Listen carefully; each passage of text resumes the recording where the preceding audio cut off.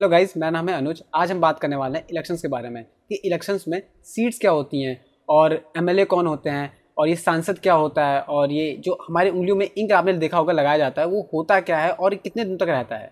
आज के बारे में जानेंगे, तो चलिए शुरू करते हैं। हमारे देश में 3 लेवल के इलेक्शंस होते हैं: लोकसभा यानी पार्लियामेंट, विधानसभा असेंबली और पंचायत या नगर निगम चुनाव। लोकसभा चुनाव भारत के इलेक्शंस कमीशन के कंट्रोल में होते हैं, जबकि विधानसभा व नगर निगम ग्राम पंचायत चुनाव स्टेट इलेक्शन कमीशन की निगरानी में होते हैं। आमतौर पर सभी चुनाव 5 साल के अंतराल पर होते हैं, लेकिन कुछ खास परिस्थितियों में ये पहले भी कराए जा सकते हैं।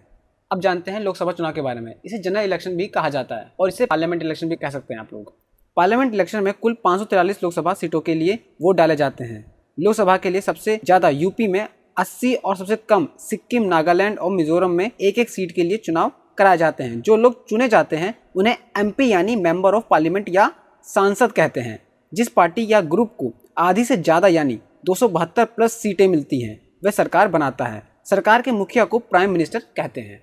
आइए अब जानते हैं विधानसभा चुनाव के बारे में। विधानसभा चुनाव या असेंबली इलेक्शंस, इनके जरिए ही राज्यों में सरकारें बनती हैं। आमतौर पर आकार के अनुसार हर राज्य में विधानसभा सीटें तय की गई हैं। जहां पूरे देश में जनरल इलेक्शन एक ही बार में कराए जाते हैं, वही विधानसभा चुनाव हर राज्यों में अलग अलग समय पर होते हैं। जैसे कि दिल्ली में अलग होगा, मुंबई में अलग समय पर होगा, अपने अलग अलग राज्यों में अलग अलग तरह से होता है। जो लोग विधानसभा चुनाव में जीतते हैं वे विधायक या एमएलए कहलाते हैं। एमएलए का फुल फॉर्म होता है मेंबर ऑफ लेजिस्लेटिव असेंबली। अब बात कर लेते हैं नगर निगम या ग्राम पंचायत के चुनाव के बारे में। इन्हें लोकल बॉडीज भी कहा जाता है। इसके जरिए गाँव में ग्राम पंचायत और शहरों में निगम परिषद सदस्यों या पार्षदों यानी काउंसलर का चुनाव होता है। चलिए अब बात कर लेते हैं इलेक्शन प्रोसेस के 3 भागों के बारे में। पहला नॉमिनेशन, दूसरा वोटिंग और तीसरा वोटों की काउंटिंग। मतलब पहले कोई भी पार्टी अपना एक कैंडिडेट को नॉमिनेट करके सामने लाती है, दूसरा वोटिंग होती है, फिर उसी कैंडिडेट को लोग वोट देते हैं, और तीसरा वोटों की काउंटिंग। जब वोट दिए जा चुके होते हैं तब उनकी काउंटिंग होती है कि कितने वोट किसको मिले हैं। तो ये 3 प्रोसेस होते हैं इलेक्शन होने के। वोटिंग के लिए आमतौर पर सुबह 7 बजे से शाम 5 बजे तक, कहीं कहीं 7 बजे तक भी वक्त तय किया जाता है। पहले जहां वोटिंग के लिए बैलेट बॉक्स और बैलेट पेपर का इस्तेमाल किया जाता था, वहीं अब वोटिंग ईवीएम यानी इलेक्ट्रॉनिक वोटिंग मशीन के जरिए कराई जाती है।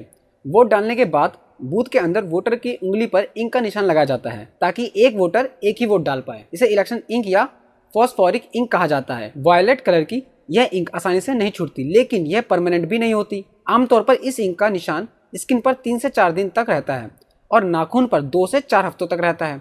कोई वोटर अगर वोट डाल चुका है तो ये इंक उसका सबूत होता है। काउंटिंग के दौरान वोटों की गिनती की जाती है और किसी लोकसभा या विधानसभा क्षेत्र में जिस उम्मीदवार को सबसे ज्यादा वोट मिलते हैं उसे विजयी घोषित किया जाता है। इन लोकसभा चुनावों में ऐसा कोई भी भारतीय नागरिक वोट डाल सकता है जिसकी उम्र 18 साल या उससे ज्यादा हो और उसका नाम वोटर लिस्ट में दर्ज होना चाहिए। अब बात करते हैं चुनाव होते क्यों हैं। हमारे देश में डेमोक्रेसी है यानी जनता का राज है, लेकिन करोड़ों की आबादी वाले देश में देश के बारे में अहम फैसले सब लोग मिलजुल कर नहीं ले सकते। इसलिए चुनाव के जरिए लोग अपना रिप्रेजेंटेटिव, वही प्रतिनिधि जब जीत जाता है तो उसके बाद यही लोग संसद या विधानसभा आदि में बैठकर जनता की तरफ से फैसले लेते हैं। संसद यानी पार्लियामेंट और विधानसभा यानी लेजिस्लेटिव असेंबली। तो चलिए अब हमारा सबसे मेन टॉपिक की बात कर लेते हैं, यानी चुनाव के अंदर जो सीट्स होती है वो क्या होती हैं, हम उन्हें कैसे समझें। क्योंकि आजकल हमें कई लोगों को इन चीज़ों के बारे में पता ही नहीं होता कि सीट्स होती क्या है। आपने कई बार न्यूज़ चैनल में देखा होगा कि ये वाली पार्टी इतने सीट से आगे चल रही है, लेकिन हमें पता नहीं होता सीट्स होती क्या है एक्चुअली में। तो आज हम उसी के बारे में बात करेंगे। चुनाव के उद्देश्य से भारत के क्षेत्र को विभिन्न क्षेत्रों में विभाजित किया जाता है, जिन्हें निर्वाचन क्षेत्र यानी कॉन्स्टिट्यूएंसी कहा जाता है। राजनीतिक दल किसी विशेष निर्वाचन क्षेत्र के लिए चुनाव लड़ने यानी प्रतिस्पर्धा करने के लिए अपने उम्मीदवार का चयन करते हैं। इन निर्वाचन क्षेत्रों को सीट कहा जाता है। जैसे कि आप दिल्ली का समझें तो दिल्ली में 7 निर्वाचन क्षेत्र बांटे हुए हैं लोकसभा के लिए। विधानसभा की अलग होती हैं। विधानसभा के लिए 70 सीटें होती हैं, लेकिन लोकसभा के लिए 7 सीटें होती हैं। जैसे दिल्ली में 7 निर्वाचन क्षेत्र हैं लोकसभा के चुनाव के लिए। फॉर एग्जांपल मैं आपको बताता हूँ।